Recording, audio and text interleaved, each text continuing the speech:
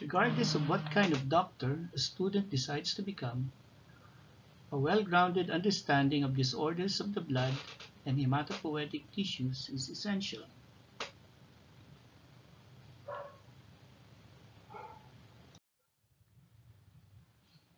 Primary hematologic disorders are commonly encountered in community and hospital-based clinical practices,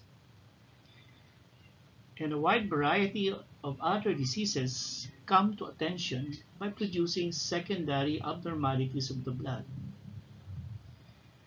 But beyond their everyday clinical importance, studies of hematologic diseases have yielded seminal insights into the molecular pathogenesis of cancers and basic aspects of stem cell biology. These lessons have had far-reaching influences on biomedical research and are now shaping the practice of molecular medicine. Hence, the aim of the course is to provide students with a foundation in the area of blood disorders that they can build on as they train to become physicians and/or research scientists. We will start by describing the composition of the blood, followed by how the blood is formed, which is termed hematopoiesis. We will briefly describe commonly used laboratory tests in hematology, and the remainder of the course will be devoted to specific hematologic disorders.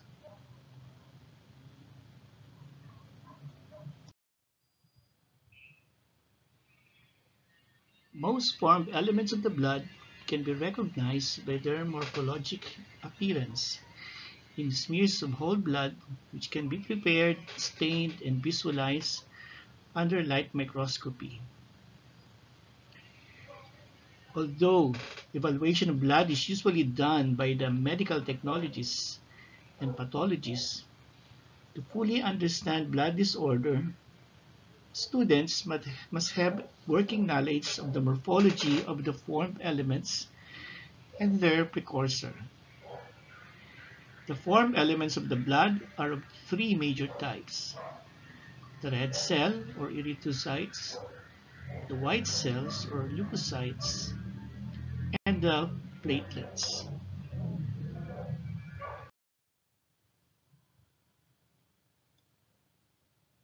Red cells are the most numerous formed elements. In humans, they lack nuclei, appearing in smears prepared from peripheral blood as biconcave disc filled with cytoplasm rich in the oxygen-carrying protein hemoglobin. Although simple in appearance and structure, red cells are elegantly designed to fulfill their major function: the delivery of oxygen from the lungs to the peripheral tissues, and the transport of carbon dioxide from peripheral tissues to the lungs for elimination via respiration. Normal red cells have a lifespan of about 120 days. Next, we have the white cells. The white cells are of several types. The granulocytes are short-lived, marrow-derived cells that can be distinguished by their appearance in peripheral smear. The most numerous of these is the neutrophils, or the polymorphonuclear leukocytes, which has 3 to 5 nuclear lobes and moderately abundant cytoplasm containing pale iliac granules. Neutrophils are phagocytes that provide protection, particularly against infection caused by bacteria and fungi. Their lifespan is short, with estimates varying from 5 hours to a few days depending on the method of measurement. Eosinophils are cells with two nuclear lobes and abundant red cytoplasmic granules. They have important role in certain chronic immune responses, particularly those associated with helminthic worm infection, asthma, and certain types of allergic reaction.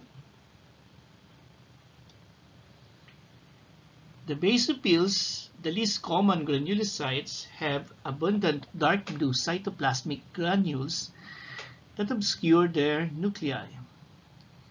Basophils may be slightly increased in number in many of the same conditions that are associated with elevated eosinophil count.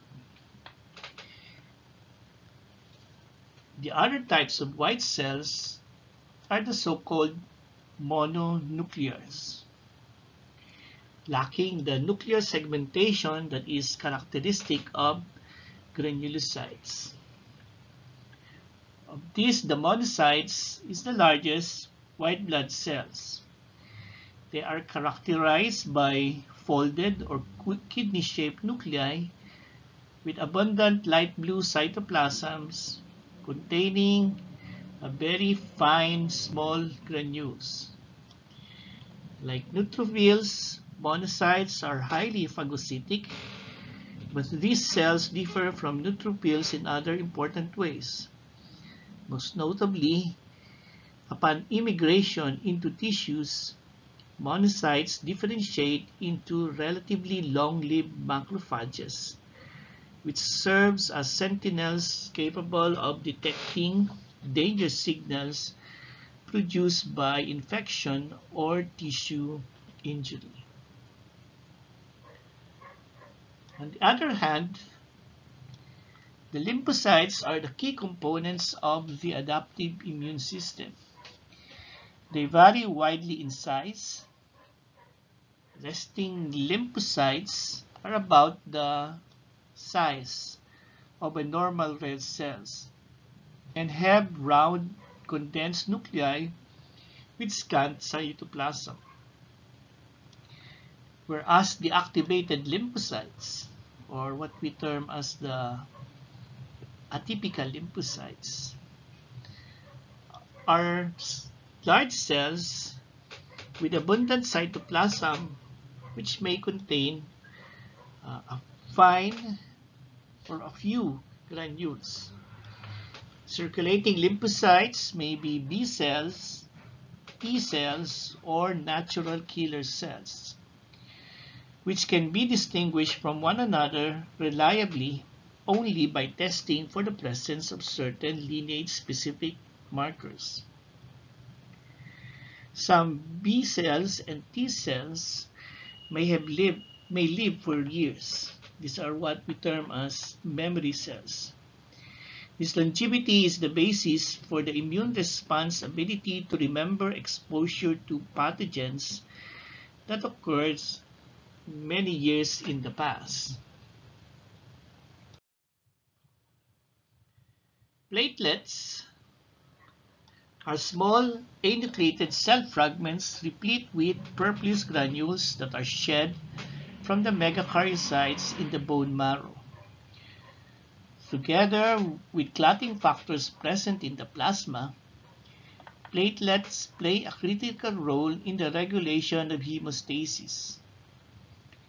Platelets have a lifespan of 7 to 10 days.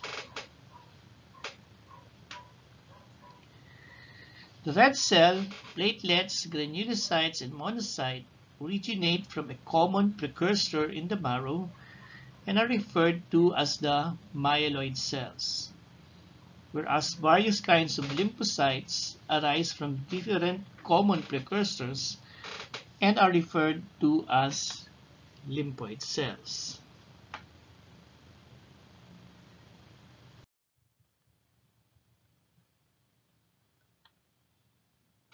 These formed elements of the blood is suspended in the plasma, the fluid phase of the blood, which consists of water and solutes such as proteins, lipids, and electrolytes.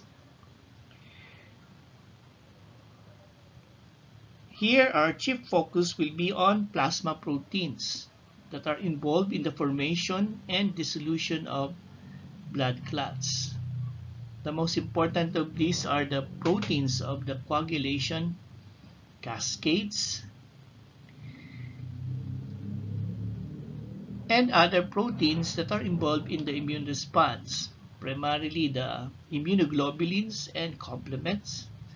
And you have several transport proteins, especially the transferrin, which transport iron, and your transcobalamin, which transport vitamin B12. The plasma also contains the haptoglobin, which binds free hemoglobin in the plasma. The composition of the plasma is traditionally divided into an albumin fraction and a globulin fraction. The globulin fraction is further subdivided into two alphas, beta, and the gamma fraction. And our immunoglobulins migrates in the gamma fraction of the serum protein electrophoresis.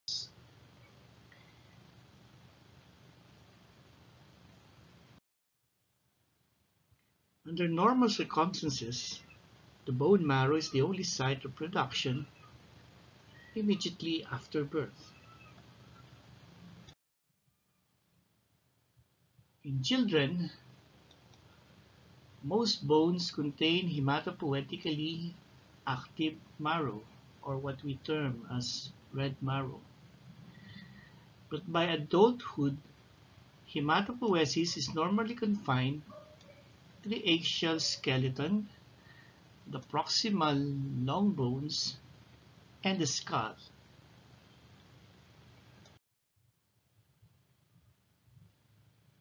The marrow is supplied by nutrients artery, which divide and eventually give rise to venous sinusoids. These venous sinusoids are lined by endothelial cells and adventitial cells, and they form frond-like tissues between sinusoids. They contain a mixture of fibroblasts, fat cells, mononuclear cells, including lymphocyte and macrophages. And hematopoietic cells are seen in various stages of maturation. Although it is difficult to appreciate in microscopic section, hematopoietic cells are highly compartmentalized tissues, so that the megakaryocytes are positioned next to the sinusoids, allowing them to shed platelets directly into the blood. The red cell precursor are often clustered around centrally placed macrophages, which we term as a nurse cell.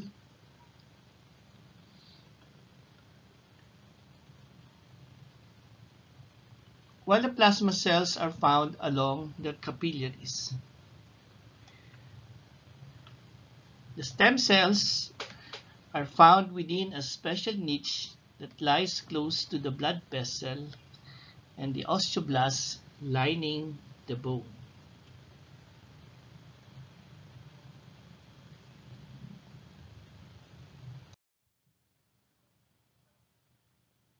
All the formed elements of the blood and some cells in every tissue of the body are derived from the hematopoietic stem cell.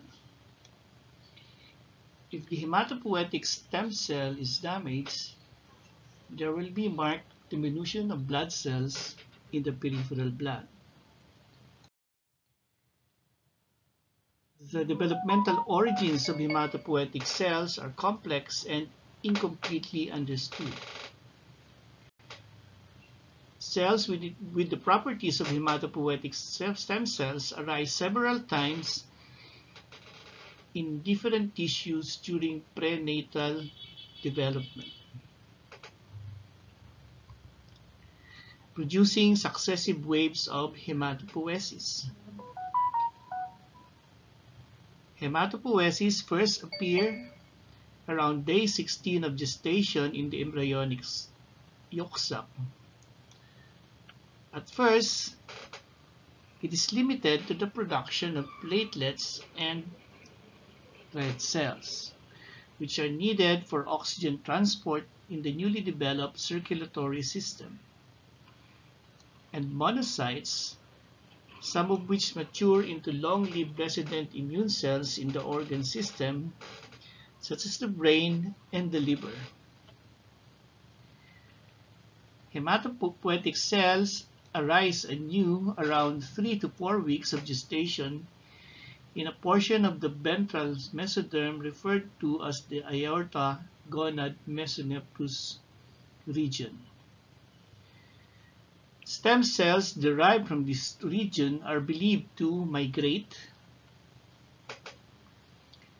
through the blood and take up residence in the liver, which becomes a hematopoietic organ at around 6 weeks of gestation and serves as the major source of hematopoietic cells throughout much of fetal development. Hematopoietic cells and some hematopoietic progenitors also appear around 6 weeks of gestation in the placenta and umbilical cord and persist in these sites until birth. By 6 to 8 weeks of gestation, lymphoid progenitor cells derived from the liver begin to seed the newly developed thymus, which is a major site of T lymphocyte development. Around 5 months of gestation, the hematopoietic stem cells derived from the liver and possibly other sites home to the bone marrow, which by the time of birth replaces the liver as the dominant site of hematopoiesis. Under normal circumstances, hematopoiesis is confined to the marrow throughout postnatal life. But under stress, for example, severe inherited anemias, it can persist or reappear in the liver and spread to other extramedullary sites, such as the spleen and the lymph node. Hematopoietic neoplasms, such as chronic myeloid leukemia, also tend to involve the same organs, sometimes producing massive hepatosplenomegaly and more modest lymphadenopathy.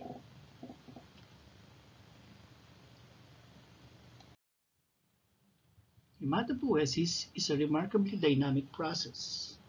The marrow normally produces approximately 200 billion red cells, 100 billion platelets, and 60 billion neutrophils each day, numbers that are just sufficient to match the rate of peripheral destruction of these formed elements. Hematopoiesis must persist throughout life and be finely tuned and highly responsive to changes in peripheral blood counts. The ability of the hematopoietic system to meet these homeostatic challenges involves a hierarchy of progenitor cells with distinct roles.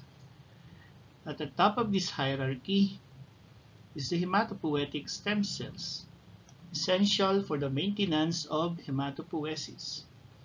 And by definition, these cells are multipotent and can give rise to all other hematopoietic cells. When the hematopoietic stem cell divides under homeostatic condition, it is thought that at least one daughter cells remains as a hematopoietic stem cell, a critical property referred to as self-renewal. Some hematopoietic stem cell division may be symmetric, such that Both daughter cells either become hematopoietic stem cells or begin to differentiate into progenitor cells.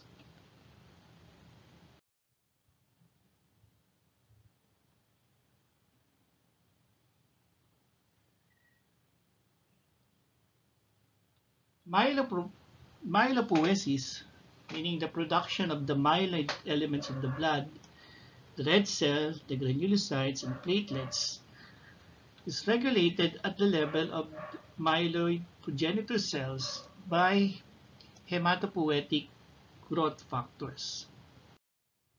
As differentiation proceeds, myeloid progenitors lose multipotency and the capacity to self-renewal. But in turn, they acquire two other key properties: an increased capacity for cell division and surface expression of specific receptors for hematopoietic growth factors. By controlling the growth and survival of committed myeloid progenitor cells, growth factors regulate the production of red cell, granulocytes, and platelets from the marrow. Some growth factors, for example the stem cell factor and interleukin-3, have growth and survival promoting effects on multiple types of progenitors, whereas others, such as erythropoietin and thrombopoietin, have effects that are restricted to specific progenitor cells committed to a single line of differentiation. Now, with that as an introduction, we now move on to specific disorders of the hematopoietic system. Specifically, we shall deal with the bone marrow failure syndromes and other hypoproliferative types of anemia. But before we discuss these things, let us review the approach to a patient with anemia. Anemia is defined as a reduction in the hemoglobin concentration below normal for age and sex. The hemoglobin measures the oxygen carrying capacity of the blood. Other parameters used to establish the presence of anemia would include your hematocrit and the red blood cell count. In most instances, the patient comes to us with the abnormal laboratory test rather than being discovered clinically. The clinical presentation of anemia is dependent on the acuity and severity of the anemia. Is it acute or chronic? If it is acute leukemia, the main clinical manifestation, especially if it is secondary to blood loss, the main clinical manifestation would be circulatory collapse. But when you have chronic anemia, there might be some compensatory mechanism, like you might have the oxygen dissociation curve shifts to the right, so more oxygen is delivered to the tissue, there is increase in cardiac output, there is redistribution of the blood flow. All of this may come into play, as the patient may be asymptomatic even though the patient has moderate anemia. It is also dependent on the capacity of the cardiovascular and pulmonary system to adapt to the presence of anemia.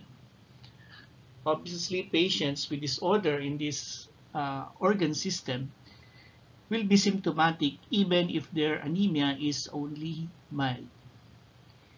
The age of the patient is also important.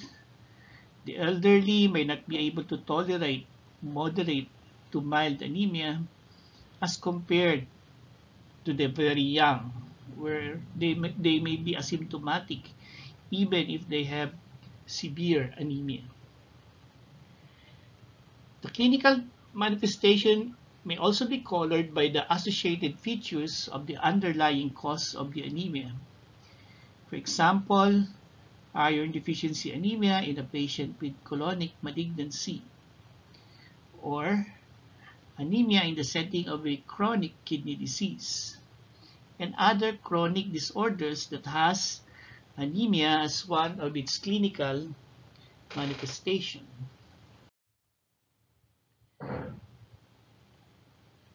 Diagnostically, in the approach of the patient with anemia, we generally classify the anemia initially based on pathophysiology, then based on kinetics, whether this is a problem in blood formation or increased destruction, and here we use the reticulocyte count, and then classify the anemia based on morphologic criteria using the red cell indices, or by the examination of the stained blood smear. So in the initial approach to a patient with anemia, initial laboratory tests will of course include the complete blood count, the reticulocyte count, and the examination of the peripheral blood smear.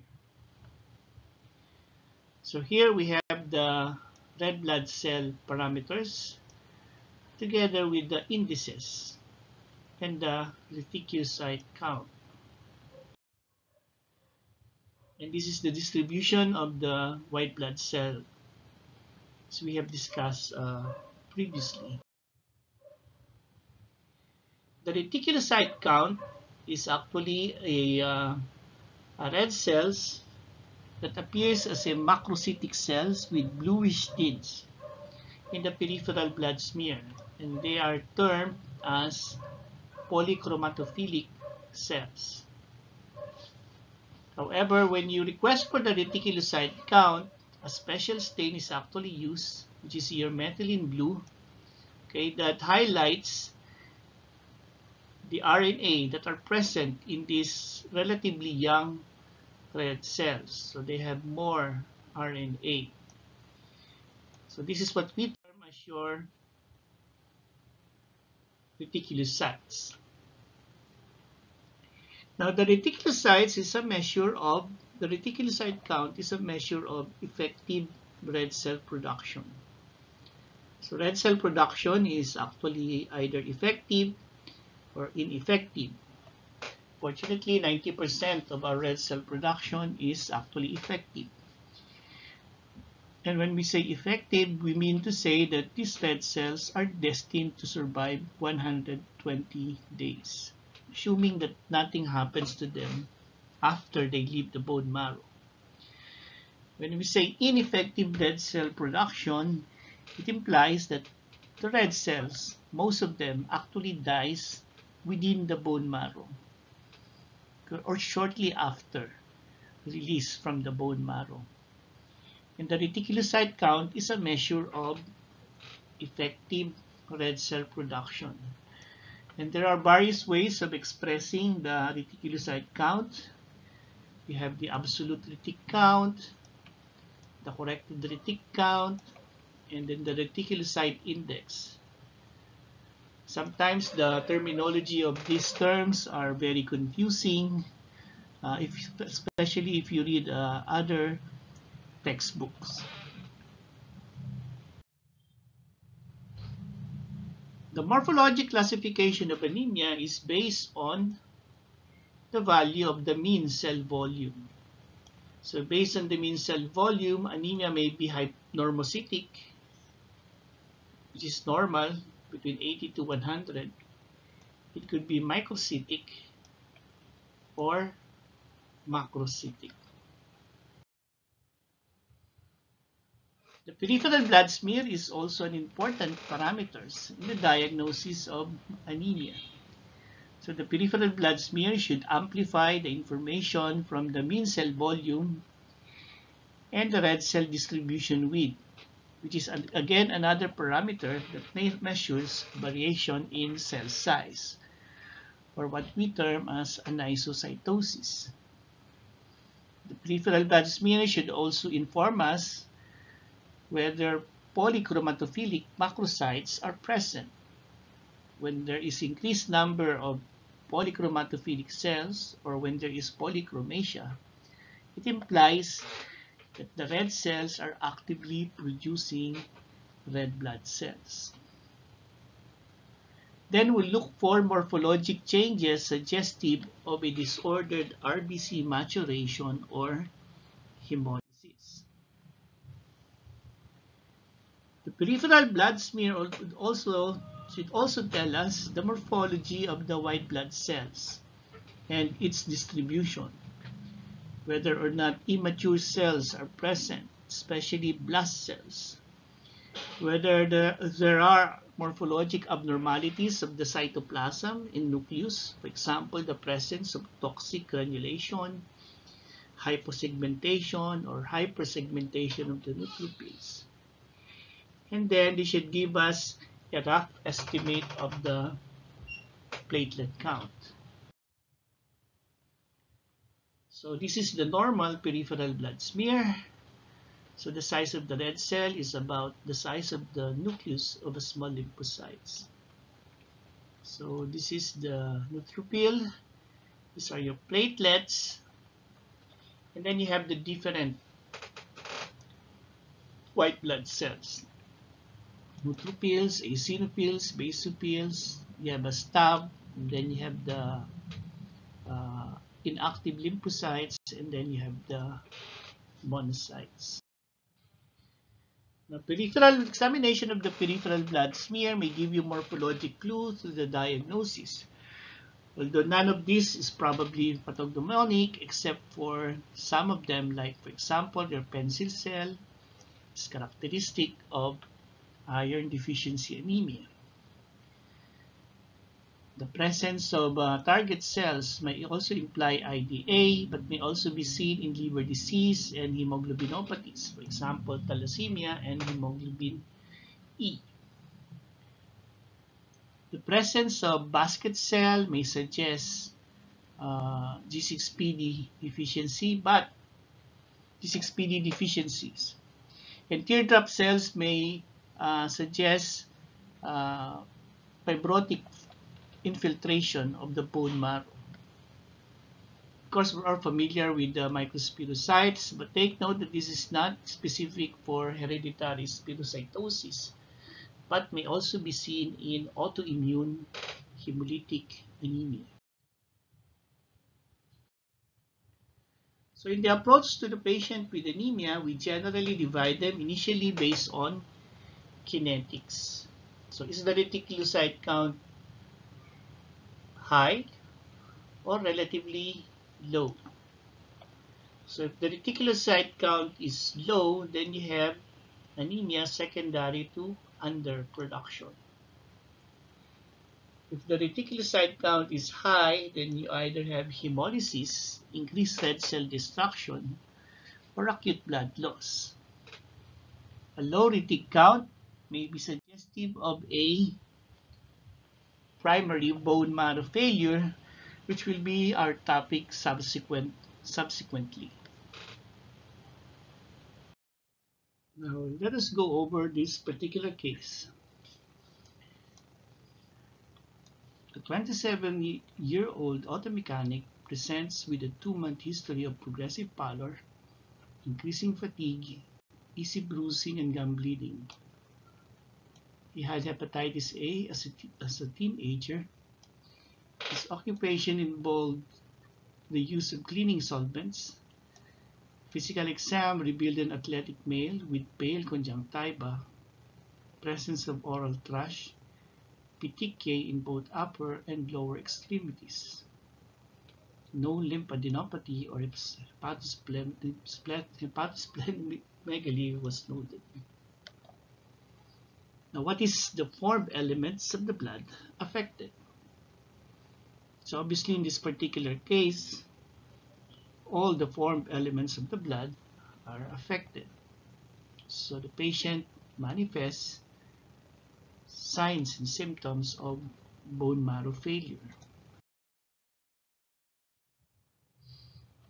And the CBC of the patient reveals that we are correct. So you have a patient with anemia, absolute neutropenia, thrombocytopenia, and a very low platelet count. And we term this type of CBC as pancytopenia. And since the mean cell volume is normal, the type of anemia is normocytic in the setting of pancytopenia. The reticulocyte count is very low. Take note that if you do the corrected retic count, when you make a correction, the actual or the given retic count coming from the lab would actually go down. It will never really go up.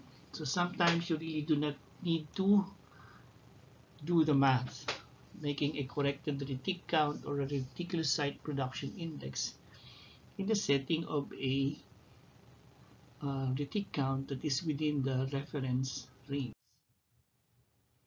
So our patient presents with pancytopenia. And pancytopenia is the presence of anemia, leukopenia, and thrombocytopenia.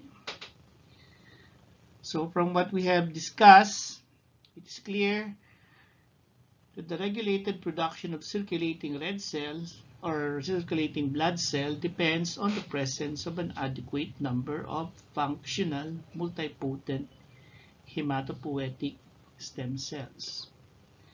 So accordingly, disease process that either injure stem cells directly or compromise their environmental niche within the bone marrow result in a decrease in the number, sometimes the function, of circulating blood cells.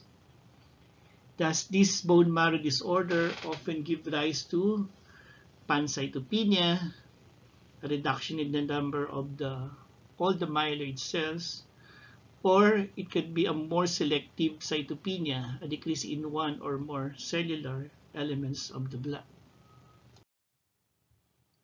And there are a variety of mechanisms that gives rise to pancytopenia. So here you could have direct injury to the hematopoietic stem cells, for example, in the setting of aplastic anemia.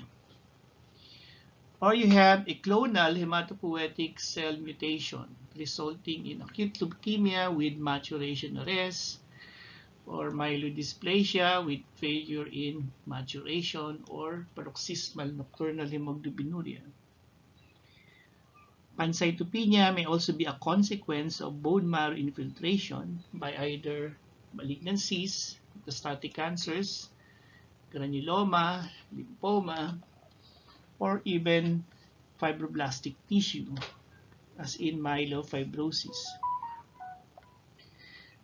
Pancytopenia is also a consequence of defective maturation, like megaloblastic anemia, where the deficiency in folic acid and B12 leads to a disordered maturation of the nuclear elements of the cells. Lastly, pancytopenia may be a feature of hypersplenism. When you have an enlarging spleen, you have more blood being sequestered. An autoimmune disorder, for example, SLE, or the very rare hemophagocytic lymphohistiocytosis. So the paradigm of aplastic anemia would be the paradigm of bone marrow failure rather is your aplastic anemia, which is actually a severe life-threatening syndrome in which the production of red cells, white cells, and platelets has failed. It may occur in all age groups and both genders. It's easily diagnosed because it's characterized by peripheral pancytopenia accompanied by a hypocellular marrow in the absence of organomegaly. So here you have a normal marrow containing cellular elements. And here you have a bone marrow that is replaced by fat cells. So it is fat and empty. When you do flow cytometry, meaning you try to detect the presence of stem cells, there is virtually absent cells bearing the CD34 antigen, which is the marker of progenitor cell and stem cell compartment.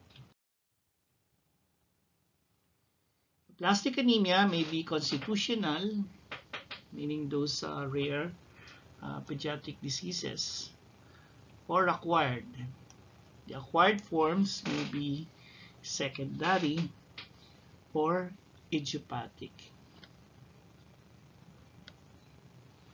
And secondary causes could be due to radiation, presence, exposure to drugs, especially anti-cancer drugs, which are known to be myelosuppressive. Chemicals like benzene, viruses like your non-A, non-B, non-C hepatitis virus, or it could be secondary to an immune disease, for example, SLE, or a conversion from a paroxysmal nocturnal hemoglobinuria. Rarely it is secondary to pregnancy. If you cannot find a possible etiologic agent, then you label the patient as idiopathic. And majority of patients, or rather most of the patients with idiopathic aplastic anemia respond to immunosuppressive agent. This is probably, which we could say could be a proof that your idiopathic aplastic anemia is secondary to an autoimmune process. So these are some of the identified causes of aplastic anemia. So, and then you have the constitutional. This group of patients have a unstable genome that leads to the aplastic anemia.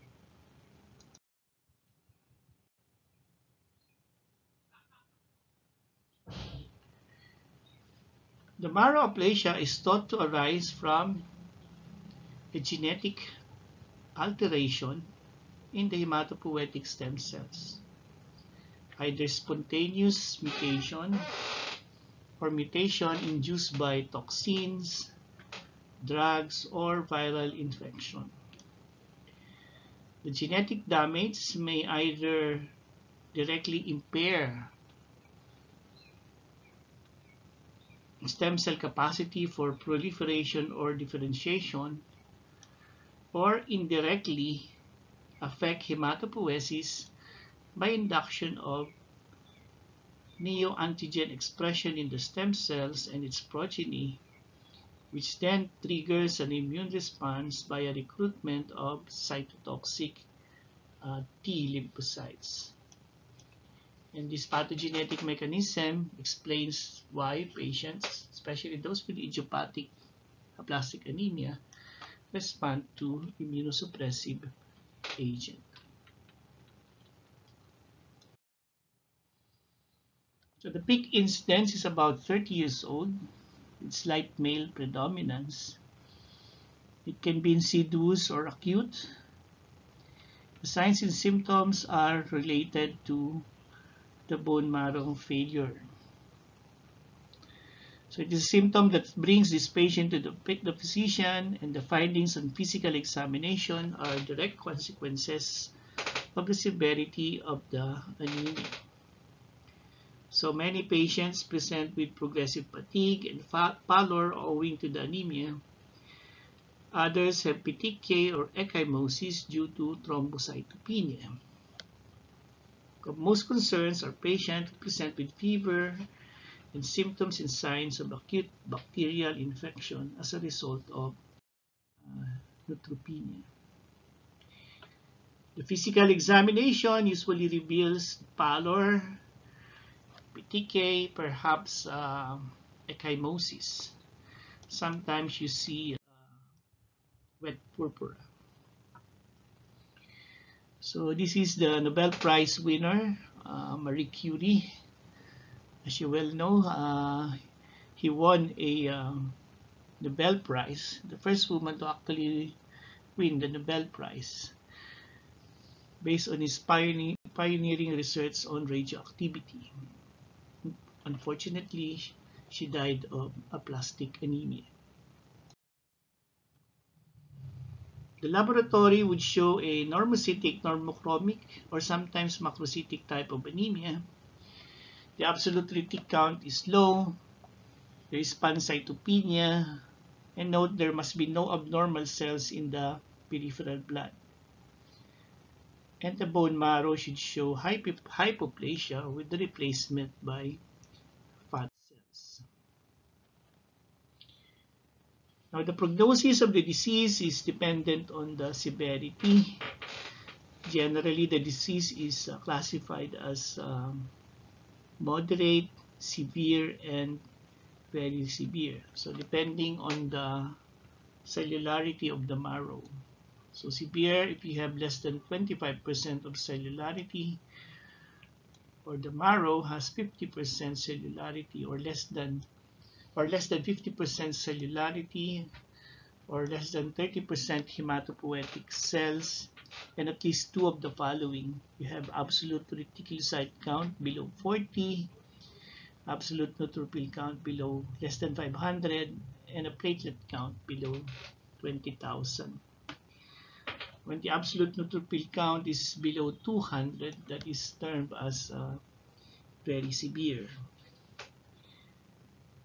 The prognosis is also dependent on age, with the very old, meaning roughly about 40, above 40 would have more fatal disease.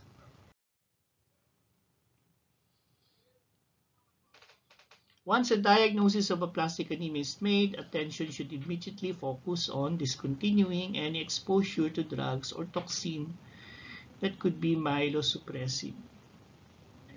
So in the past, treatment of aplastic anemia was entirely supportive. Administration of red cell and platelets as needed to correct the anemia and prevent bleeding from thrombocytopenia, along with antibiotics to treat infection.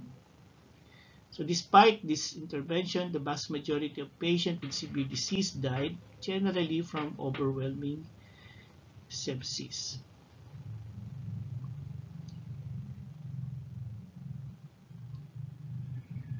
Fortunately today, majority of patients with severe aplastic anemia can now be brought into remission, and many actually cured with either hematopoietic stem cell transplant or immunosuppressive therapy using a combination of your anti-lymphocytes or anti-thymocyte globulin plus cyclosporine. Historically, the first patients treated with stem cell transplantation were those with aplastic anemia, and results were sufficiently encouraging that this therapy was extended to patients with other hematologic diseases. Currently, about 75% of patients aged 20 or younger receiving stem cell transplant from HLA-matched sibling donors go into long-term stable hematologic remission and can be considered cured. In patients, however, older than 40, this figure drops to about 40%, and the results are less impressive with transplant from unrelated donors. Patients who are or who lack a suitable stem cell donor or who are old to undergo stem cell transplantation are treated with immunosuppressive therapy, generally consisting of a combination of your calcineurin inhibitor, such as your cyclosporine, or your anti-thymocytes or anti-lymphocytes globulin. So this is an example of stratification of patients according to treatment. So of course, the young should receive transplantation unless they do not have a suitable donor. While those who are older usually receives an immunosuppressive therapy.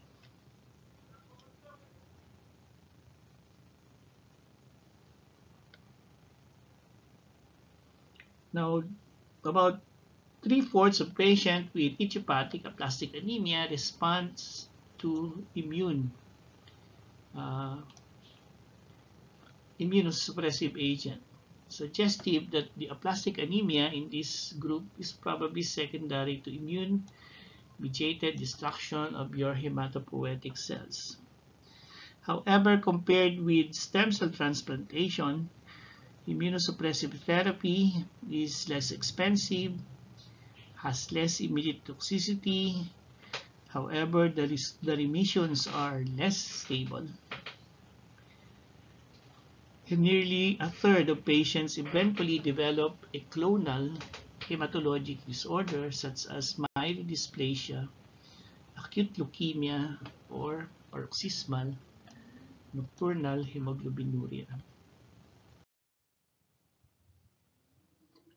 So hematopoietic stem cell transplant is the best therapy for younger patients with fully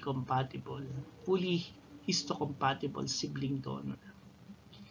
Now, when you have a patient who is candidate for transplant, as much as possible, that patient must not receive blood from family members to prevent sensitization to histocompatible antigen. As I've said, the long-term outlook for children is good, 90%, especially in well-advanced centers. In adults, the mortality and morbidity is increased due to increased risk of infection and chronic graft versus host disease. The use of immunosuppressive therapy with anti-thymocyte globulin and cyclosporine results in hematologic recovery in 60 to 70% of patients. But the improvement in granulocyte number is quite slow within 2 months. And relapse is frequent. However, most will respond to reinstitution of immunosuppressant agent, but some depend on continued cyclosporine administration. Now, the use of your immunosuppressive agent, anti-thymocyte globulin and cyclosporine, may lead to some complications. So, for example, since your ATG is actually derived from an equine or sometimes a rabbit source, a serum-like sickness may occur upon infusion. Hence, methylprednisolone is administered along with ATG. And then for cyclosporine, you need to give a high dose orally, and this may cause nephrotoxicity, hypertension, and sometimes seizure. In terms of overall survival, the result is equivalent between transplantation and immunosuppression. However, successful transplant cures marrow failure. In patients who recover adequate blood counts after immunosuppression remain at risk for relapse and malignant evolution. So other treatment for aplastic anemia, erythropoietin and your granulocyte colony stimulating factor are not really that effective, obviously because you do not have a stem cell. A newer treatment that is now currently used is your eltrombopag, which is actually a thrombopoietin receptor agonist, initially approved for the treatment of refractory immune thrombocytopenia, and subsequently studies have shown that this is also effective in aplastic anemia. So when added to first-line immunosuppressive agent, it markedly increased the overall and the chances of complete response rate. Other medications, probably you could use this for patients with moderate aplastic anemia would be the use of your androgen. So some patients may have occasional response. The mechanism is the upregulation of your telomerase activity. Okay, this is the enzyme that regulates the end portion of your the genes. So they prevent splaying within the telomere end. So patients with moderate aplastic anemia, especially if a telomere gene defect is present, you could try them with 3 to 4 months trial of your androgens. Of course, androgens may have its own complication, especially among males. Okay, so it may lead to prostatic enlargement or sometimes even hepatocellular injury. So there are other diseases that may mimic aplastic anemia. So this includes your myelocytic anemia, your myelodysplastic syndrome, and hypersplenism. And usually the bone marrow in these disorders are normocellular, hypercellular, or infiltrated with abnormal cellular elements. Now sometimes you have a restricted marrow failure. So a single cell type is affected with corresponding decrease in specific marrow precursor. So you have your pure red cell aplasia, your amegakaryocytic thrombocytopenia, pure white cell aplasia, and then drug-induced or isolated cytopenia, either thrombocytopenia or agranulocytosis. One of the most interesting of these selective marrow failure is your pure red cell aplasia. So here the bone marrow reveals a normal cellularity, normal megakaryocytes, and myeloid precursor, but there is virtual absence of erythroid precursor. So an immune-mediated pathogenesis is suggested by the presence of thymoma, a tumor of thymic epithelial cells, sometimes lymphoma or autoimmune disorders in about half of patients, as well as frequent and long-lasting responses to immunosuppressive therapy. So we generally classify your pure red cell aplasia as either acute, transient, chronic congenital, or chronic acquired. So the acute transient suppression of erythropoiesis can be caused by infection with parvovirus B19, which has specific tropism for erythroid precursor. In normal individuals, parvovirus infection causes an erythemic rash, known as the fifth disease of childhood, and no more than a modest drop in hemoglobin level. However, in patients with underlying chronic hemolytic anemia who suddenly develop this disease, they would have a sudden and marked drop in hemoglobin owing to a combination of acute suppression of erythropoiesis and an ongoing rapid destruction of your circulating red cells. PRCA may also be secondary to a congenital disease encountered in newborns and infants as a genetic feature of a number of rare genetic disorders, many with complex phenotype. For example, Fanconi's anemia or your Diamond-Blackfan anemia.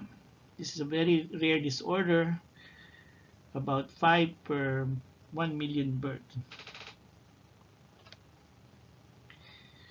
Now, of the acquired form of PCA, these are usually idiopathic, but may also be secondary to parvovirus in the setting of an immunosuppressed individual. For example, a patient who is a transplant recipient and is on immunosuppressive agent, suddenly developing PRCA. and because of the immunosuppression, they cannot clear the parvovirus, okay, causing a more chronic type of PRCA instead of a transient form. Now, for those patients whose pathogenesis is secondary to an underlying lymphoid disorder, for example, thymoma, some of these patients will actually respond to thymectomy. For those patients with persistent B19 parvovirus, they may be given intravenous gamma globulin.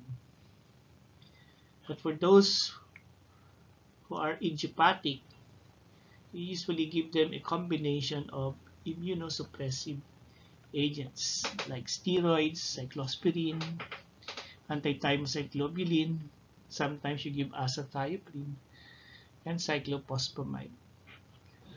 And then you have the newer drug, daclizumab, which is an antibody to the high affinity interleukin-2 receptor.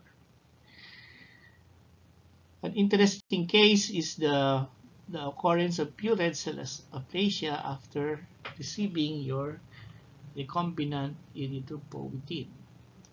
And usually this responds with immunosuppression and withdrawal of your erythropoietin. Another interesting form of marrow failure is that secondary to infiltrative disease of the marrow. Usually usually in this case the marrow is infiltrated by metastatic cancer or by fibroblastic infiltration of the marrow or as a secondary event. In this particular disease, the bone marrow is difficult to obtain, resulting in a dry top.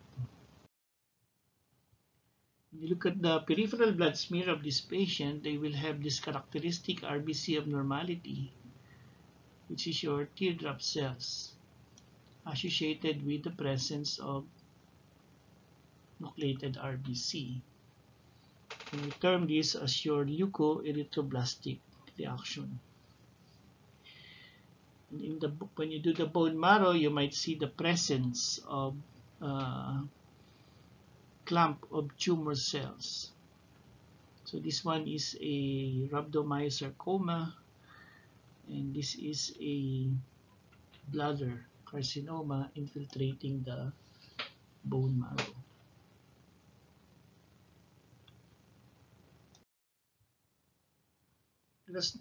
Let's now move over and talk about the microcytic type of anemia, where the mean cell volume is less than 80 femtoliter. And under this category, the most important would be your iron deficiency anemia. But your IDA needs to be distinguished from other causes of microcytosis, especially your thalassemia, at least in our country. Other causes of microcytosis would be your anemia of chronic disease, the rare disease sideroblastic anemia, and uncommonly lead poisoning. Now, your anemia of chronic inflammation is actually a normocytic type of anemia. However, in about 30% of patients, especially if the underlying cause is severe, this patient may present with microcytosis.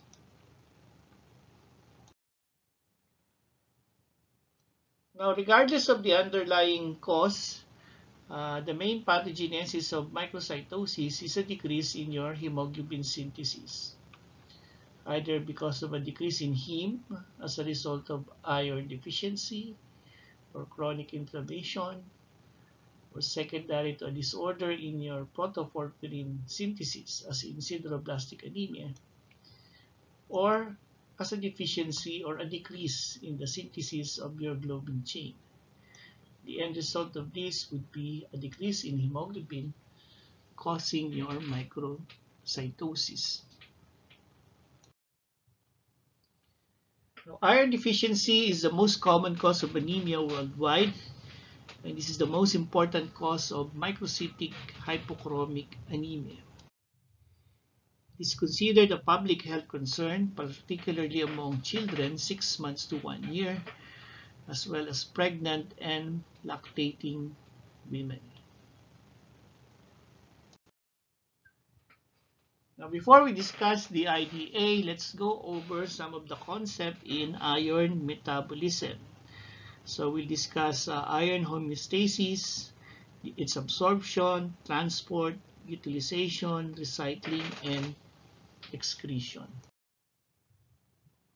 The metallic element iron is essential for the growth and survival of all organisms, from bacteria to man. Its outer shell of electrons is ideally poised for complex coordination chemistry, enabling the binding of ligands such as oxygen, as well as participation in critical oxidation-reduction reaction.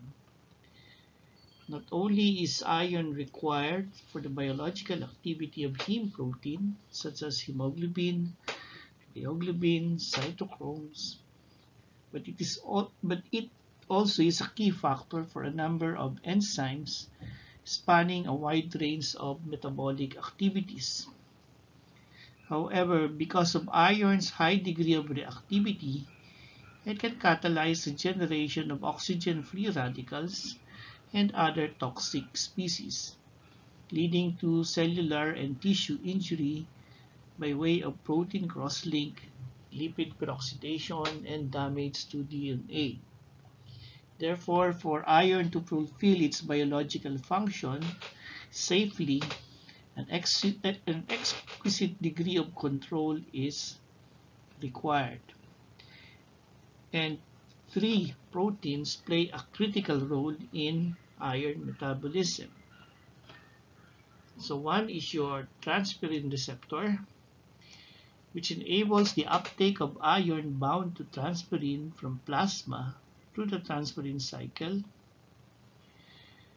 You have your ferritin, which provides a bioavailable intracellular storage depot for iron, protecting the cell from toxicity. And you have your hepcidin, which is a circulating hormone that controls both the absorption of dietary iron from the gut and the release of recycled iron from the macrophages. The dietary source of iron vary considerably according to geographic location, cultural taste, and economic status.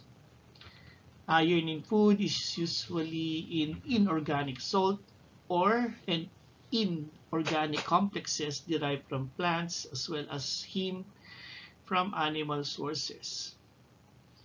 As depicted in this diagram, a normal individual absorbs only 1 to 2 milligrams of iron, primarily at the villus tips of the duodenal enterocytes. A very reductase at this site reduces the iron to its ferrous form, allowing it to enter the cell through a luminal transport channel, the divalent DMT1. A portion of the iron that has entered the enterocyte may be stored within the multimeric protein cage called ferritin. The ferrous iron exits the cell through the only known cellular iron transporter, a transport protein called your ferroportin, which is localized within the plasma membrane on the abluminal or the basolateral side of the enterocyte. Once exported, iron is rapidly oxidized to the ferric form and binds to your transfibrin, the plasma protein responsible for ion transport. Now, shown in the diagram, the export of iron from duodenal enterocyte can be blocked by your hepcidin, a small polypeptide hormone that is produced by the hepatocytes and secreted into the plasma.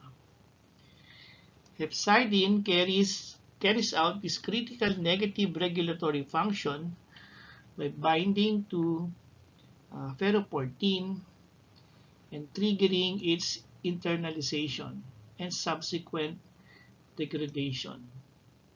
As a result, the rate of egress of iron from the enterocyte into the blood is markedly dampened when hepcidin's levels are high.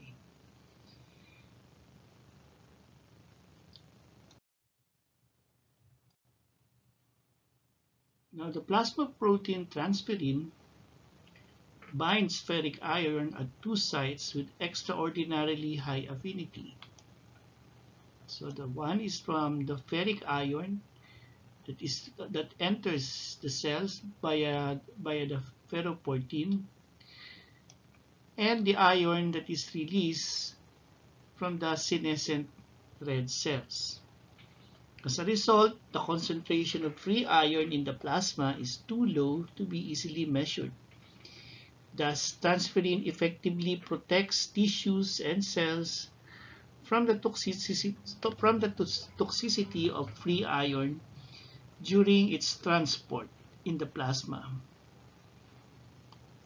As shown in the figure, transferrin picks up iron from either the duodenal enterocyte or from macrophages during the process of iron recycling. When you have accumulate of iron recycled from hemoglobin in senescent red cells. Now, all cells except the duodenal enterocytes take up iron via the binding of iron transferrin to transferrin receptors. The green one.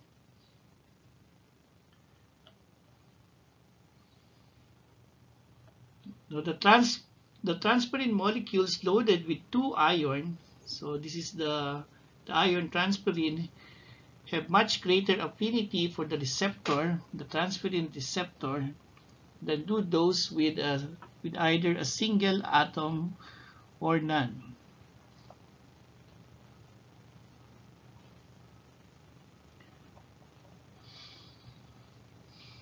As shown, that the iron transferrin receptor complex is rapidly internalized by endocytosis in a microvesicle called the endosomes that also contain the iron transfer protein DMT1. A proton pump ducts onto the endosome and acidifies its interior, thereby releasing transferrin bound from iron. The free iron is then exported via DMT1 into the cytosol, where the iron is either directed to the mitochondria for heme synthesis or stored as ferritin. Generally, when the involved cell is the red cell, the fate of the iron is of course heme synthesis, but for non-erythroid cell, the fate of the iron would be to be stored as ferritin. Now, the transferrin receptor, freed of their iron cargo, may then be recycled back to the cell surface, completing the transferrin cycle. Now, these are some of the factors that favors iron absorption. Okay, when your food is rich in heme, the heme is actually absorbed intact. So the best source of iron is actually your red meat. Ferrous iron is better than ferric iron. The presence of certain substances hastens or increases iron absorption, like acids, vitamin C, amino acid. Of course, a reduced hepcidin will increase iron absorption. Paradoxically, in the setting of ineffective erythropoiesis, you have more iron absorption despite the presence of abundant amount of iron. And then in cases of increased demand, like physiologic state of pregnancy and infancy, in those with hereditary hemochromatosis, and those with a rare disease where you have increased expression of your DMT1 in duodenal enterocytes. Factors that decrease iron absorption would include the use of inorganic iron. Okay. Ferric form is poorly absorbed. The presence of alkalis, antacid, pancreatic secretion. Then precipitating agents, especially T. When you have increased serum hepcidin, you will have degradation of your ferroportin. That will lead to no iron absorption. A decrease in erythropoiesis, for example, in the setting of inflammation, or rather in the decreased erythropoiesis in the setting of a bone marrow failure. Okay, inflammation also leads to a decrease in iron absorption primarily by increasing the synthesis or the level of your hepcidin. Other rare causes would be decreased expression of your DMT1, and in cases of gastrectomy, achlorrhea, and mucosal abnormality.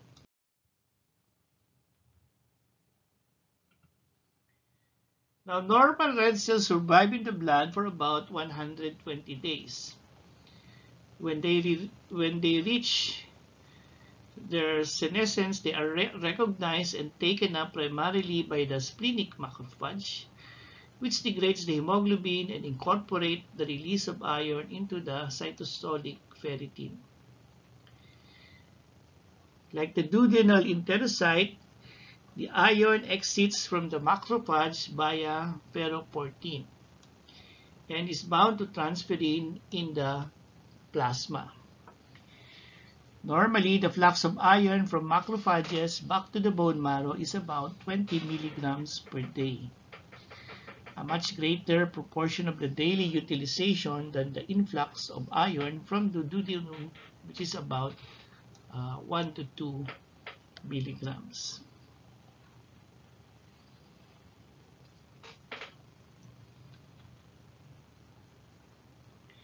Now, some of the excess iron will be stored primarily in the liver in the form of ferritin, as well as in the macrophages of the bone marrow. Take note that we normally exclude iron at a rate of about 1 to 2 milligrams per day, except in women in their reproductive age group, which will result in having more iron excretion than the non-menstruating female. So therefore, in female in the reproductive age group, there is a subsequent increase in the amount of iron that is absorbed in the intestinal tract. Now, the status of your iron in the body is generally measured by means of indirect parameters rather than by direct measures. Direct measures will include bone marrow aspiration and biopsy, sometimes liver biopsy. Indirect measure would be a combination of the different so-called iron studies: serum ferritin, serum iron, total iron binding capacity, and transferrin saturation. So let's go now to iron deficiency. So iron deficiency in its severe state will present with a microcytic hypochromic anemia as shown in this case, where you have only a thin rim of hemoglobin remaining. Then there will be presence of your pencil cells. Take note that the platelet is often increased in patients with iron deficiency. Now, your iron deficiency is thought to occur or evolve into three stages. So the first stage is your negative iron balance. Then you have your iron deficient erythropoiesis, and then you have your iron deficiency anemia. Now, in the state of negative iron balance, the only abnormality that we will see would be the decrease in your serum ferritin, which is the storage form of iron.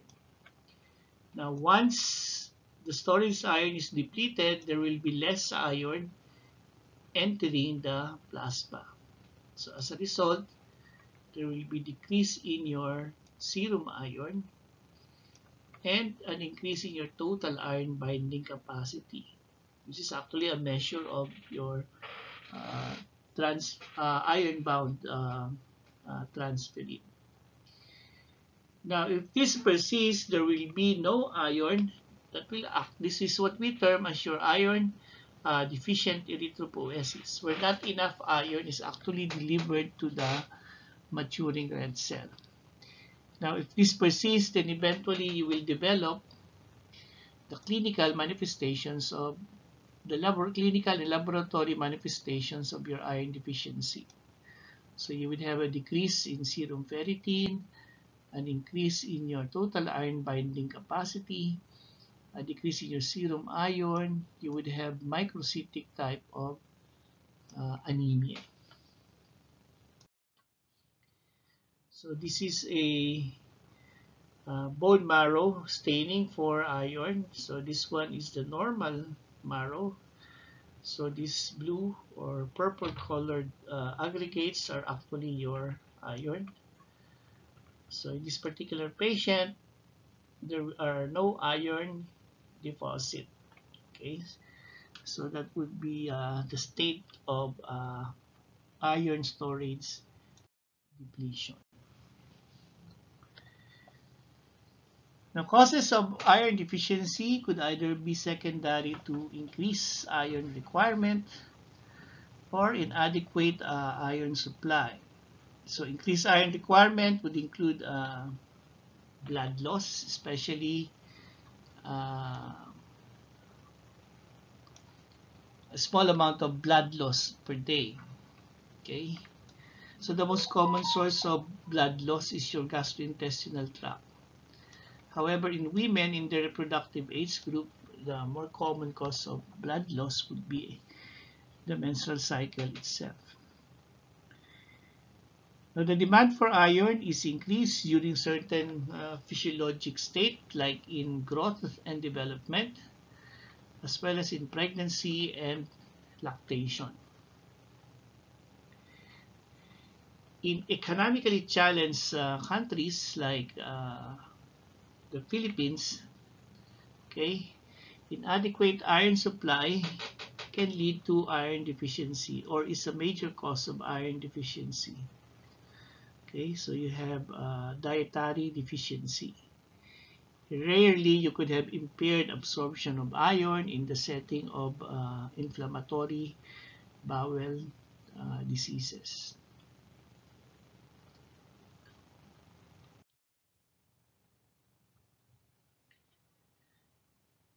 Now, most patients with iron deficiency are actually asymptomatic and they're only diagnosed with iron deficiency because of an abnormal laboratory results. The clinical presentation would vary depending on the underlying disorder responsible for iron deficiency. Remember that iron deficiency is not a diagnosis per se, but rather a sign of a disease. IDA will present with the non-specific manifestations of anemia, easy fatigue, irritability, exercise intolerance, but sometimes they may present with a characteristic or hallmark presentation like the presence of pica. Okay, in the city, the most common form of pica is pagophagia, where you have unusual craving for ice. And then koilonychia, this is spooning of the nail, and rarely the presence of a blue sclera. So this is the spooning of the nail.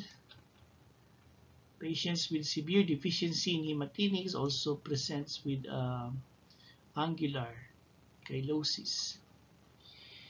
And then a rare form would be difficulty in swallowing, secondary to the Patterson-Kelly or the Plummer-Vinson syndrome.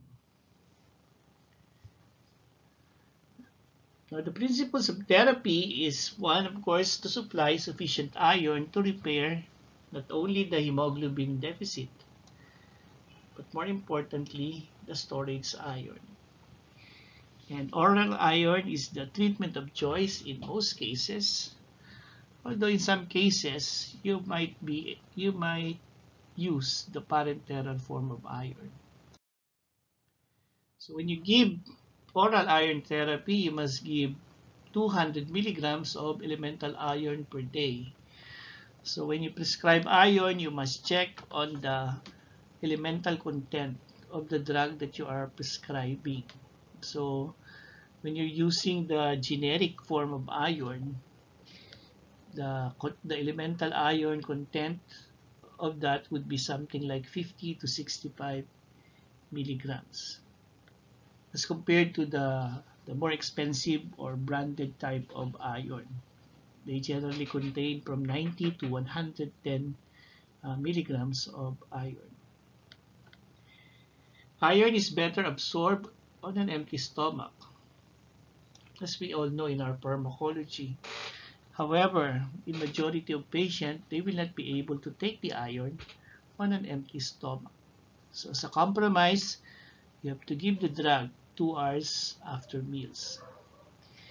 And the first laboratory response will be an increase in your reticulocyte count within 4 to 7 days after initiation of your therapy. However, your hemoglobin does not increase until about the second or third week of therapy. And in order to replenish the storage iron, you must have a sustained treatment for a period of 6 to 12 months after the correction of anemia to provide stores of at least 0.5 to 1 gram of iron. If your patient does not respond to iron therapy, so you probably made a wrong diagnosis, or the patient is continually losing iron. For example, you have a woman with a very large myoma, and the patient always have heavy menstruation. Or you have concomitant other diseases like a chronic inflammatory disease or a chronic infection. You might have a mixed deficiency, mixed folic acid, mixed with vitamin B12 deficiency. More importantly, non-compliance because of the side effect of the drug. So one way to check on the compliance is to ask the patient the color of his or her stool. Then the drug preparation that you use, you might be using the ferric form. I don't think that there are still available ferric form of iron in the market. Or you have malabsorption of iron. Now for those patients who have a significant side effect or have continuing blood loss or increased demand for iron that could not be met by your oral iron therapy, then you have to give your parenteral iron therapy. Okay, especially in the setting of a peptic ulcer disease or inflammatory bowel disease. Okay, it's also necessary to give iron when you're giving your erythrocyte stimulating agent. For example, your epoetin, okay, especially in the setting of chronic kidney disease who are undergoing hemodialysis. Okay, this is how you compute for your parenteral iron therapy. So you compute for the iron deficit. Okay, but if you have your cell phone and you have the so-called medical apps, could easily compute for the iron deficit by just entering the hemoglobin of the patient and the corresponding age. Now, parenteral form of iron would include your furomoxetol, sodium ferric gluconate. Okay, what we have is, of course, we're more familiar in the Philippines with iron sucrose. Okay, and then you have your ferric carboxy maltose.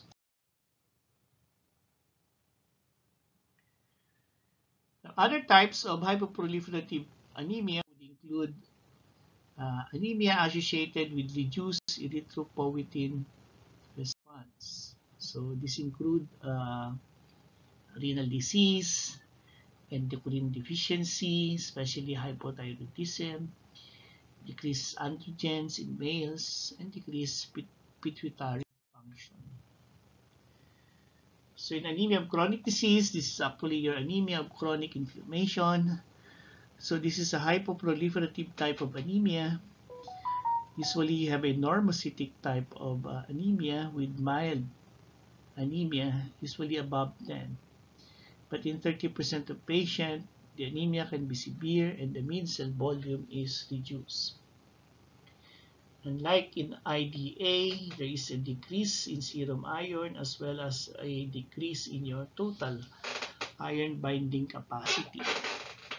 The ferritin is increased and the transferrin saturation is also decreased.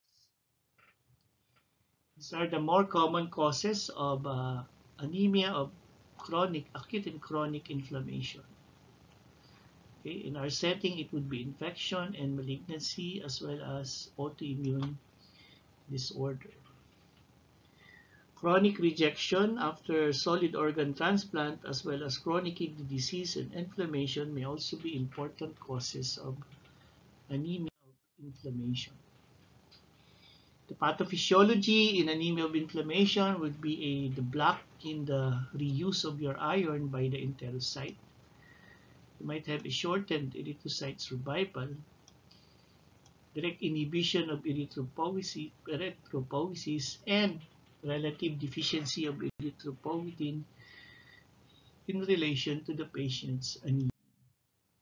Okay, so when you have inflammatory condition, you actually produce cytokines that suppresses erythropoietin production, as well as the proliferation of the erythroid progenitor cells. So some of these cytokines would include your interleukin-1, your interferon gamma, and beta.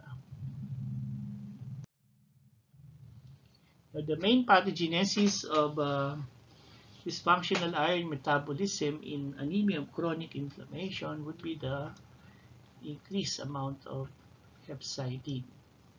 So in the setting of inflammation, the presence of high hepcidin will result in decreased iron absorption, but it will also cause a decrease in iron released by the macrophages, okay, because the iron from the macrophages is also released by way of your ferroportin receptor, which is degraded by your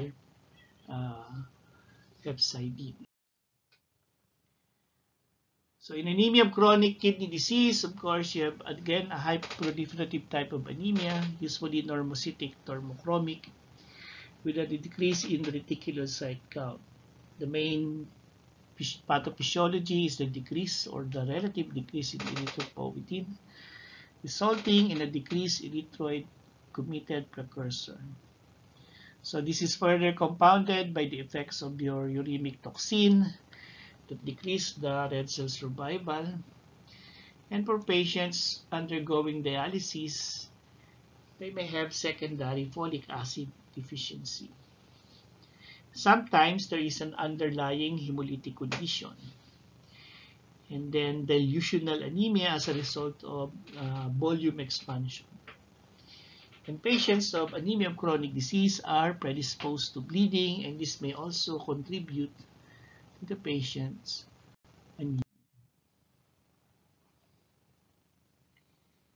In anemia of endocrine disease, this is more related to the decrease in the basal metabolic rate, okay, resulting in a decreased oxygen requirement and subsequent decrease in erythropoietin secretion. The anemia is generally corrected by treating the underlying cause. In anemia of liver disease, it could be the direct effect of whatever is causing the liver disease, especially alcohol. So alcohol is actually a myelosuppressive substance. And patients with chronic liver disease are predisposed to acute and chronic blood loss because of the thrombocytopenia or the coagulopathy that accompanies or complicates the disease. Indirect effect, again, you have volume expansion causing dilutional anemia. If you have portal hypertension leading to splenomegaly, then you could have hypersplenism, and more of the bloods are sequestered by the spleen. Sometimes you have accompanying hemolysis, especially in the end stage of the disease, the associated malnutrition, and the patient may even have anemia of chronic inflammation. All of this will contribute to the patient's anemia. Okay, we have discussed anemia of malignancy. It could be secondary to direct invasion of the bone marrow, but it could also be secondary to the effect of therapy. For example, anti-cancer drugs are myelosuppressive, as well as radiotherapy can actually destroy your bone marrow microenvironment.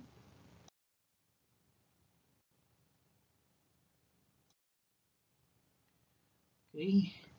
Now, erythropoietin is one of the drugs that is particularly useful in anemias in which endogenous poietin levels are low. So the usual dose of EPO is 50 to 150 units per kilogram 3 times a week. But before you give the drug, you must check the iron status of the patient. And when an infection intervenes, it is best to interrupt your EPO and rely on transfusion to correct the anemia. In chemotherapy-induced patients with cancer, the usual dose is 300 units per kilogram 3 times a week. 60% of patients may actually respond to the drug.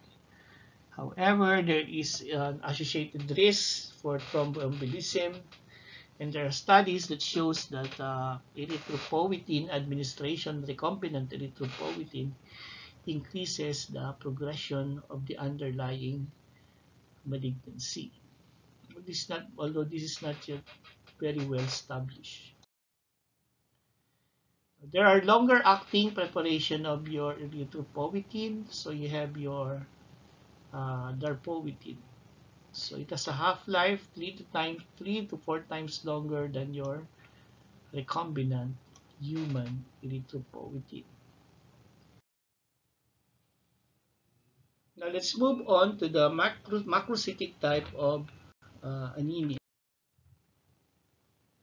So in this particular type of anemia, okay, we have a high MCB, and the anemia is usually secondary to a nuclear defect. And the most important of this is the megaloblastic anemia.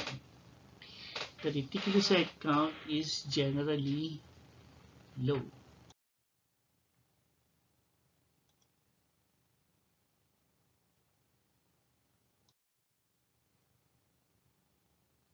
So your macrocytic type of anemia may be divided into the megaloblastic form or the non-megaloblastic form, as seen in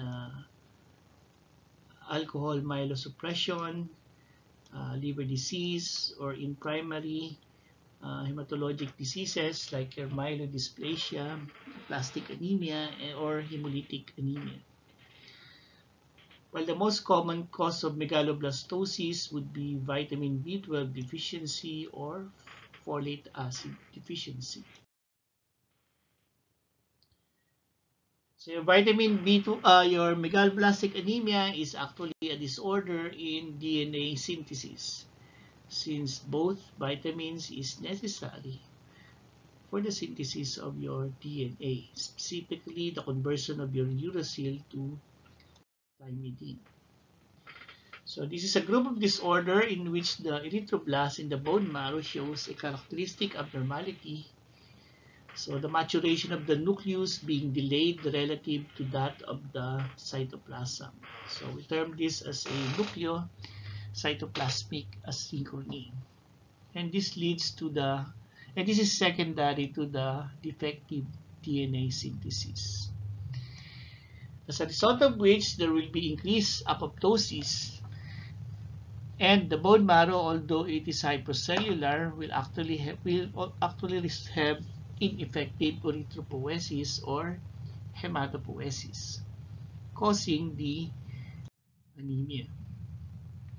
So this is an example of a nucleocytoplasmic asynchrony. So take a look at this nucleus. You have a giant metamyelocyte. The cytoplasm is already maturing.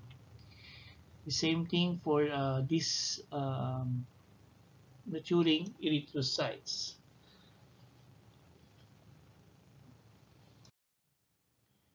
So causes of your megaloblastic anemia are your vitamin B12 deficiency and folic acid deficiency.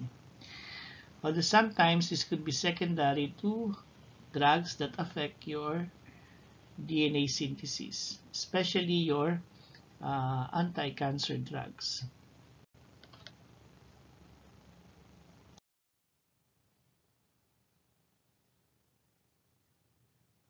Now your B12 and folic acid as a substance have different characteristics.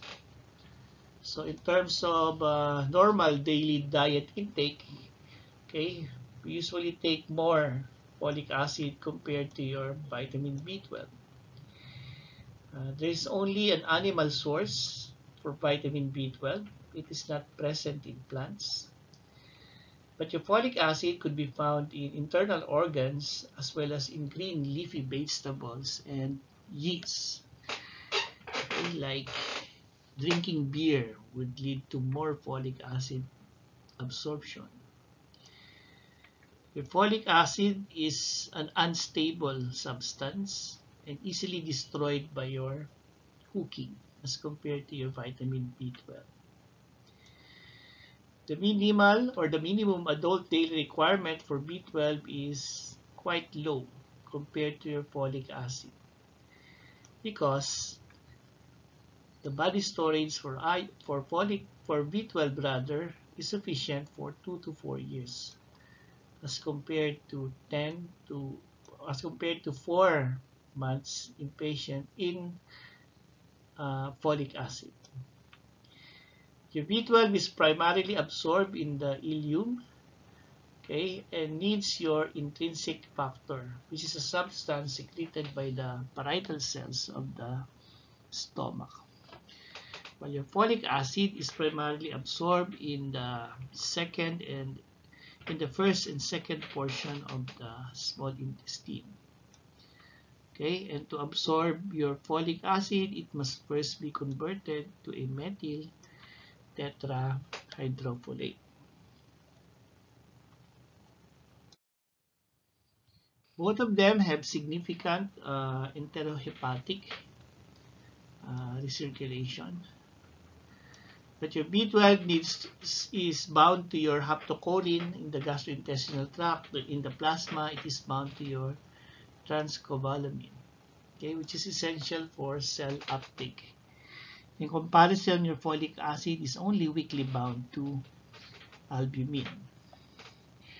There are two major intracellular physiologic forms of B12, that is your uh, methylcobalamin and your deoxyadenosylcobalamin, as compared to your folic acid, where you have several reduced polyglutamic derivatives.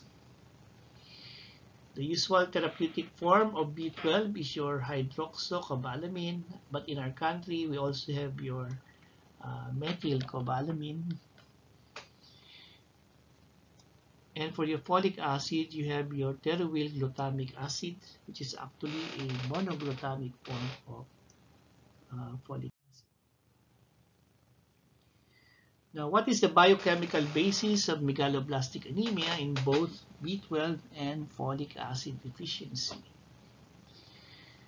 Folic acid is required in one of its coenzyme form, primarily your 5,10-methylene tetrahydrofolate, which is in a polyglutamic form.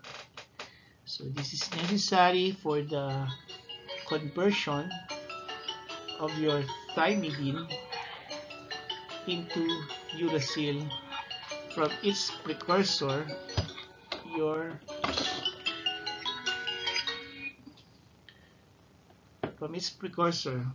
the deoxyuracil, which is the nitrogen base in RNA.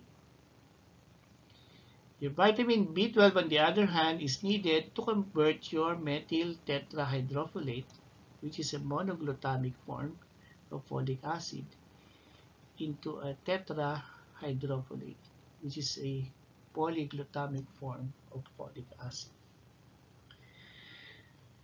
Also, your B12 participates in the conversion of your homocysteine to methionine. Methionine being necessary for the synthesis of your myelin sheath. Hence, probably explains why patients with B12 deficiency would have some neurologic manifestations. Dietary folics are all converted into a methyl tetrahydrofolate. Actually, the dietary form of folic acid are in a polyglutamic form, and it needs to be converted into a monoglutamic form before it is absorbed by the cell. And when it is absorbed, it must be converted back into a polyglutamic form. Now, what are the causes of vitamin B12 deficiency? So, as a rule, your B12 deficiency is a malabsorption problem.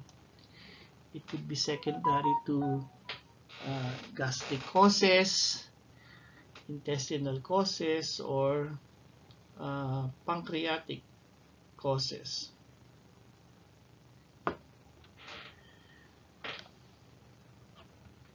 So, of the gastric causes, you might have pernicious anemia resulting in a decrease in intrinsic factor as a result of the destruction of the antibody-mediated destruction of the parietal cells. It could also be secondary to total or partial gastrectomy, okay, which is now occurring more commonly because of the bariatric surgery.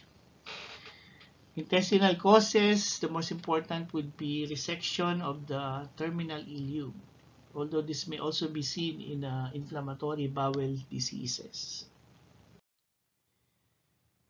This is in comparison to your folic acid, which is secondary to a nutritional deficiency. Since your folic acid is seen in people who are living in an institution, neglected elderly, in times of extreme poverty and famine, but may also be seen in those group of individuals receiving parenteral nutrition, as well as goat's milk. Okay.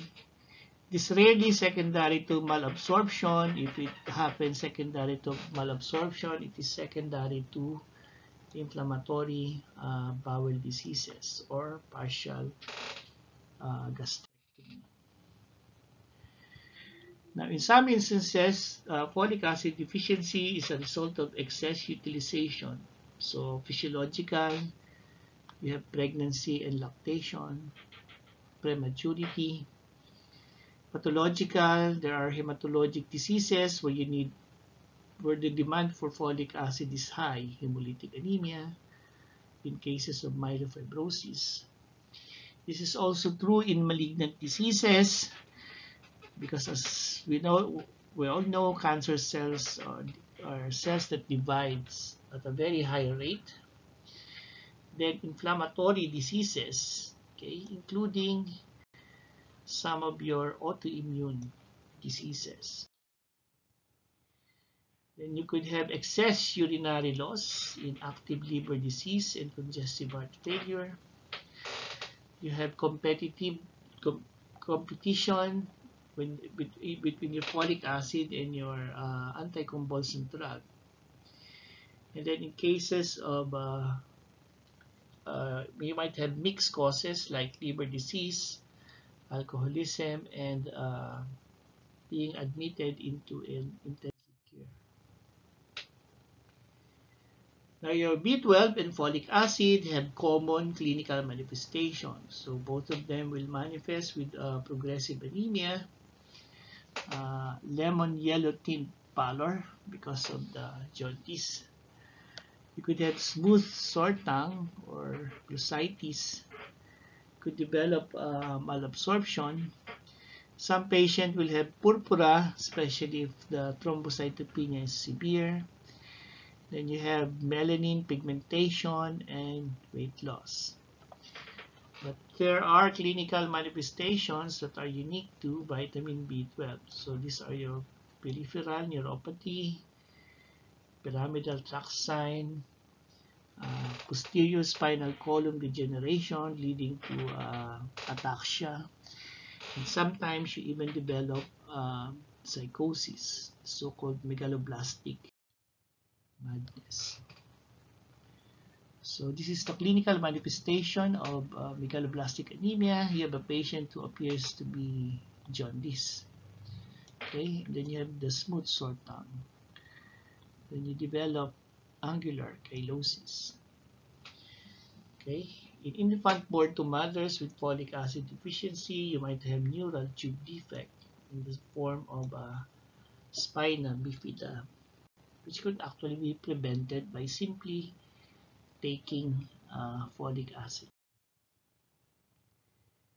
The peripheral blood picture and the bone marrow picture would be the same regardless of whether it's folic or B12 deficiency.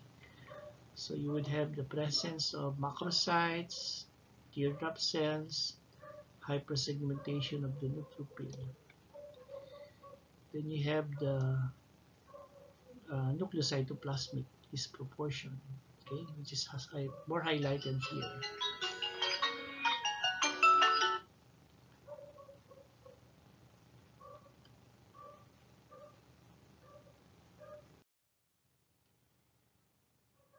Laboratory tests would include assay for the different vitamins. So you measure your serum B12, your serum folic. More importantly, you could also measure your red cell folic. Other tests would include serum methylmalonic acid level and homocysteine level. The Schilling's test is an obsolete test and is no longer done in most laboratory. Patients with megaloblastic anemia will manifest with indirect hyperbilirubinemia and high LDH. Okay, GI workup is necessary when you're considering pernicious anemia. You could also try to detect antibodies against your parietal cells. So this is the Schilling's test. This is used to determine how well the patient is able to absorb vitamin B12 from the intestinal tract. So in the first part, the patient ingests radio-labeled vitamin B12, but you give a single injection to a vitamin B12 to saturate the vitamin B12 receptor in the liver, okay, with enough normal B12 to prevent radioactive vitamin B12 from binding in body tissues, so that if absorbed in the GI tract, it will pass into the urine. Normal result would be at least 10% of the radio-labeled vitamin B12 in the urine over the first 24 hours. In patients with pernicious anemia or with deficiency due to impaired absorption, there will be less than 10% of the radio-labeled vitamin B12. Treatment is about as much as possible you try to avoid blood transfusion and you treat the underlying cause. But mostly you give replacement therapy. So there are two replacement therapy. You could give vitamin B hydroxycobalamin for B12 deficiency, usually in biparenteral route. For folic acid, you could give oral therapy. The one that is available is 5 milligrams per capsule dose. Okay, you should give high doses of vitamin B12, 1,000 microgram. Most protocol would say to give 6,000 over 2 to 3 weeks. But once you diagnose the patient as having a B12 deficiency, you must maintain the patient on B12 every 3 months. But for folic acid, it is enough merely to give a daily dose for about 4 months. Now, patients who have undergone total gastrectomy and iliac resections should receive prophylactic doses of vitamin B12. While in state of physiologic demand for folic acid, such as pregnancy, severe hemolytic anemia, dialysis, and prematurity, you must give supplemental doses of folic acid. So this is a patient, a 42-year-old male who came to the ER confused and combative with positive alcohol breath. He had a history of chronic alcohol liver disease. He shows pallor and bruising. The liver and spleen are both palpable. Urologic exam shows paresthesia and loss of position sense. And the CBC again shows pancytopenia with macrocytosis. The reticulocyte count is 1%. So this is a patient presenting with the classic signs of probably vitamin B12 deficiency. So you only need to, if you want to confirm the diagnosis, you could isolate for the vitamins, but you should also think about differential diagnosis where you have macrocytosis and pancytopenia. I think this is the last slide.